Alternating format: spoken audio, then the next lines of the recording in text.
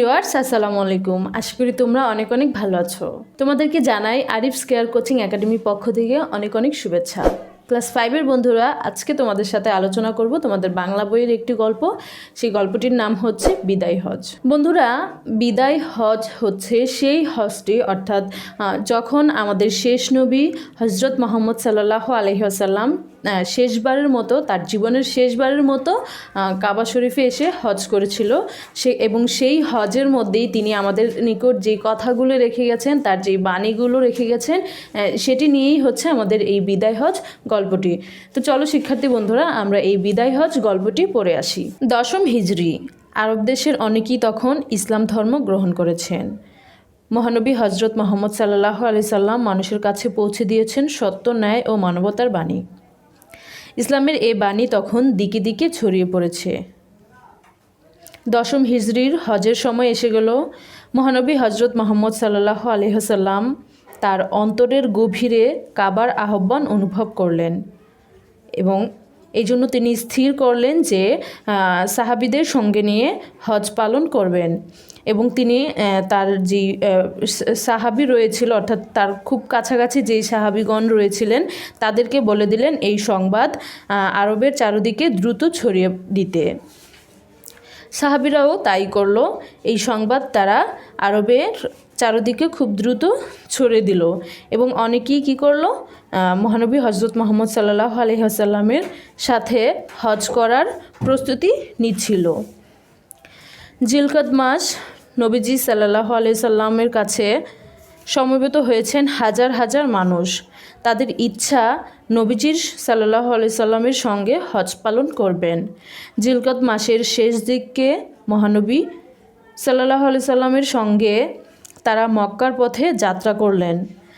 যারা তাকে কখনো দেখেননি, তারাও এই মহামানবকে একবার দেখার জন্য কাবা শরীফে এলেন। আরব দেশের নানা স্থান থেকে সেবার প্রায় 2 লক্ষ মানুষ হজ পালন করতে আসেন। আরাফাতের ময়দানে এত বিপুল সংখ্যক মানুষ দেখে মহানবীর সাল্লাল্লাহু আলাইহি সাল্লাম এর মন আনন্দে ভরে গেল। এত মানুষ, এরা সবাই ইসলাম ধর্ম গ্রহণ করেছেন।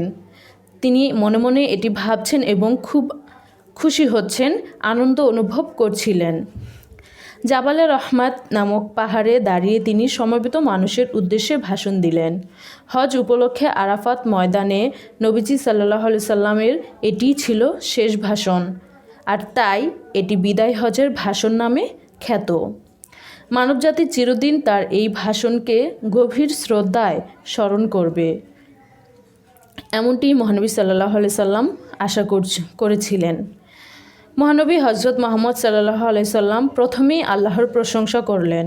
অর্থাৎ মহানবী সাল্লাল্লাহু আলাইহি সাল্লাম যখন জাবালে রহমাত নামক পাহাড়ের দাঁড়িয়েছিলেন, তিনি তখনই তার বিদায় হজের ভাষণে প্রথমেই আল্লাহর প্রশংসা করে নিলেন। তারপর সমবেত মানুষের দিকে তাকিয়ে তিনি বললেন, তোমরা আমার কথা মনোযোগ দিয়ে শোনো। আজকের এই দিন তোমাদের কাছে পবিত্র, এই মাসটিও তেমনি তোমাদের কাছে পবিত্র। তোমাদের জীবন ও সম্পত্তি তোমাদের পরস্পরের কাছে পবিত্র। তিনি বললেন, মনে রেখো, একদিন তোমরা আল্লাহর কাছে হাজির হবে। পৃথিবীতে তোমরা যে কাজ করেছ, আল্লাহ তোমাদের কাছে তার হিসাব চাইবেন। তোমাদের কৃতদাসীরাও আল্লাহর বান্দা। তাদের প্রতি নিষ্ঠুর ব্যবহার করো না। তোমরা নিজেরা যা খাবে তাদেরও তাই খেতে দেবে, নিজেরা যে কাপড় পরবে তাদেরও তা পরতে দিবে। কোনো কৃতদাস যদি নিজের যোগ্যতায় আমির হয়, তবে তাকে মেনে চলবে, তখন বংশমর্যাদার কথা বলবে না। মনে রেখো, সব মুসলমান একে অন্যের ভাই। তোমরা এক ভাই কখনো অন্য ভাইয়ের সম্পত্তি জোর করে দখল করো না। মহানবী সাল্লাল্লাহু আলাইহি সাল্লাম তার বিদায়ী হজের ভাষণে আরও বললেন, কখনো অন্যায় এবং অবিচার করো না। সামান্য পাপ থেকেও নিজেকে দূরে সরিয়ে রাখবে। আজ যারা এখানে আসেনি, আমার উপদেশ তাদের কাছে পৌঁছে দিও। হয়তো এই উপদেশ তারা বেশি করে মনে রাখবে। মহানবী সাল্লাল্লাহু আলাইহি সাল্লাম আমাদের নিকট আরও বলে গেছেন, মানুষ নিজের কাজের জন্য নিজেই দায়ী থাকবে, আর তাই একজনের অপরাধের জন্য অন্যকে দায়ী করা চলবে না।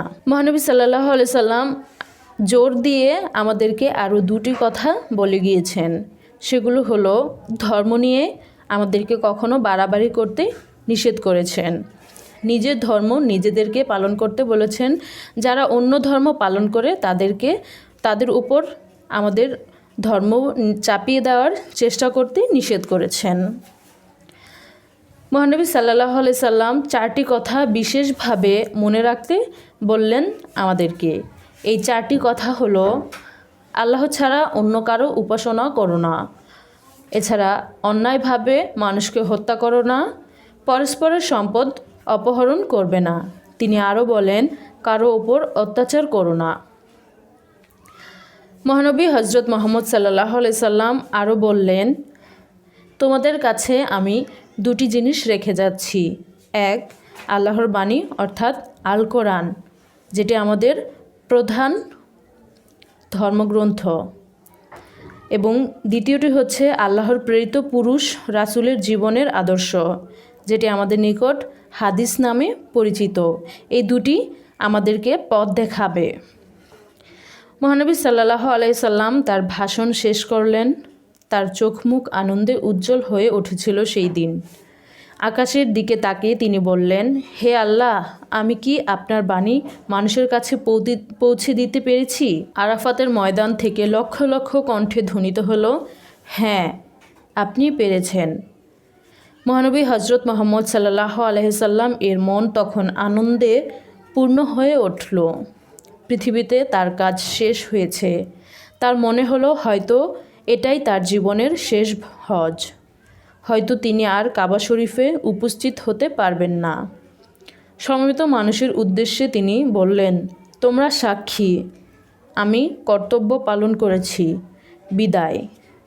এই বলেই মহানবী হজরত মুহাম্মদ সাল্লাল্লাহু আলাইহি সাল্লাম তার বিদায় হজের ভাষণ শেষ করলো। তো শিক্ষার্থী বন্ধুরা, এই ছিল তোমাদের এই বিদায় হজ গল্পটি।